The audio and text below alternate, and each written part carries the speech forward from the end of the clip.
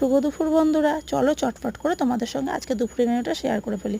গরম গরম সাদা 1 গামলা ভাত, কালো জিরা ফোড়ন দিয়ে পেঁয়াজ কাঁচা লঙ্কা দিয়ে কুদলিটা ভেজেছি। এছাড়াও কালো জিরা ফোড়ন দিয়ে আলু দিয়ে পমফ্রেট মাছের পাতলা করে লাল লাল ঝোল করেছি শুকনো লঙ্কা দিয়ে। আর মা আর একটা মাছও বাজার থেকে নিয়েছে, চাপসি মাছ, ওটাকে কাঁচা লঙ্কা চিড়ে কালো জিরে দিয়ে আলু দিয়ে পাতলা করে ঝোল করেছি।